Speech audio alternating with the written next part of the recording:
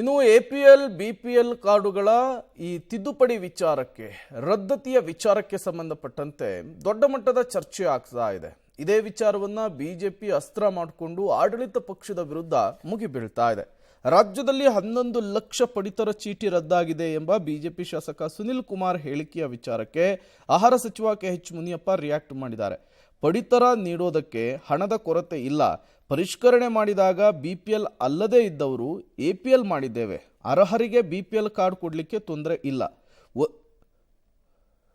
ರಾಜ್ಯದಲ್ಲಿ 11 ಲಕ್ಷ ಪಡಿತರ ಚೀಟಿ ರದ್ದಾಗಿದೆ ಎಂಬ ಬಿಜೆಪಿ ಶಾಸಕ ಸುನಿಲ್ ಕುಮಾರ್ ಹೇಳಿಕೆ ಇದೆಯಲ್ಲ, ಇದೇ ವಿಚಾರಕ್ಕೆ ಆಹಾರ ಸಚಿವ ಕೆಎಚ್ ಮುನಿಯಪ್ಪ ರಿಯಾಕ್ಟ್ ಮಾಡಿದ್ದಾರೆ. ಪಡಿತರ ನೀಡೋದಕ್ಕೆ ಹಣದ ಕೊರತೆ ಇಲ್ಲ, ಪರಿಷ್ಕರಣೆ ಮಾಡಿದಾಗ ಬಿಪಿಎಲ್ ಅಲ್ಲದೇ ಇರೋರು ಎಪಿಎಲ್ ಮಾಡಿದ್ದೇವೆ, ಅರ್ಹರಿಗೆ ಬಿಪಿಎಲ್ ಕಾರ್ಡ್ ಕೊಡಲಿಕ್ಕೆ ತೊಂದರೆ ಇಲ್ಲ. ಒಂದೇ ಒಂದು ಬಿಪಿಎಲ್ ಕಾರ್ಡ್ ರದ್ದಾಗಿಲ್ಲ. 6.50 ಕೋಟಿ ಜನ ಇದ್ರೂ ಈಗ 4.50 ಕೋಟಿ ಜನರಿಗೆ ಕಾರ್ಡ್ ಕೊಟ್ಟಿದ್ದೇವೆ. ಆದಾಯ ತೆರಿಗೆ ಕಟ್ಟುವವರಿಗೆ, ಕಾರು ಇರೋರಿಗೆ ಎಪಿಎಲ್ ಅಂಥೇಳಿ ಹಿಂದಿನ ಸರ್ಕಾರವೇ ಈ ನಿಯಮವನ್ನು ಮಾಡಿದೆ. ಪರಿಷ್ಕರಣೆ ಮಾಡುವಾಗ ಅರ್ಹರಿಗೆ ಬಿಪಿಎಲ್ ಅನ್ನು ಕೊಡ್ತೇವೆ. ನಮ್ಮ ಬಳಿ ಇದಕ್ಕಾಗಿ 8,000 ಕೋಟಿ ರೂಪಾಯಿ ಹಣ ಇದೆ. ತಿಂಗಳಿಗೆ 650 ಕೋಟಿಯೇ ಖರ್ಚಾಗಲ್ಲ. ಕೊಡೋದಕ್ಕೆ ಯಾವುದೇ ತೊಂದರೆ ಇಲ್ಲ ಅಂಥೇಳಿ ಸುನಿಲ್ ಕುಮಾರ್ ಅವರಿಗೆ ಮನವರಿಕೆ ಮಾಡಿಕೊಡ್ತೇನೆ ಅಂಥೇಳಿ ಕೆಎಚ್ ಮುನಿಯಪ್ಪ ಅವರು ಸ್ಪಷ್ಟನೆಯನ್ನು ಕೊಟ್ಟಿದ್ದಾರೆ.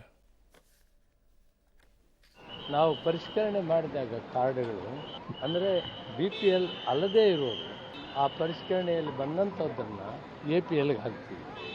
ಎಪಿಎಲ್ ಇರ್ತಾರೆ, ಅವ್ರನ್ನ ರದ್ದು ಮಾಡೋದಿಲ್ಲ. ಬಿಪಿಎಲ್ ಯಾರು ಅರ್ಹರಿದ್ದಾರೆ ಅವರೆಲ್ಲರಿಗೂ ಕೂಡ ಕೊಡೋದಕ್ಕೆ ತೊಂದರೆ ಇಲ್ಲ, ಹಣ ಇದೆ.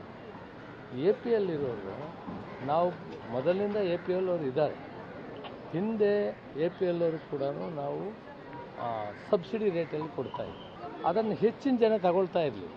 ಆದ್ದರಿಂದ ಅದನ್ನು ಸದ್ಯಕ್ಕೆ ಎಪಿಎಲ್ಗೆ ಸಬ್ಸಿಡಿ ಕೊಡುವಂಥದ್ದನ್ನು ಸದ್ಯಕ್ಕೆ ನಿಲ್ಲಿಸಿದ್ವಿ. ಪರಿಷ್ಕರಣೆ ಪೂರ್ತಿ ಆದಮೇಲೆ ಎಪಿಎಲ್ ಅವರು ಬೇಕು ಅಂತ ಮುಂದೆ ಬಂದಾಗ ಬಹಳ ಕಡಿಮೆ ಇದ್ದಾರೆ ಕೇಳೋರು, ನಾವು ಖಂಡಿತ ಕೊಡ್ತೀವಿ. ಪರಿಷ್ಕರಣೆ ಆದಮೇಲೆ ಎಪಿಎಲ್ ಅವ್ರಿಗೆ ಕೂಡ ಅವಶ್ಯಕತೆ ಇದ್ದರೆ ಕೊಡ್ತೀವಿ. ನಾವು 6.5 ಕೋಟಿ ಜನ ಇದ್ದರೆ 4.5 ಕೋಟಿ ಕೊಡ್ತಾ ಇದ್ದೀವಿ. ನಿಯರ್ಲಿ 75-80% ಆಗ್ತದೆ.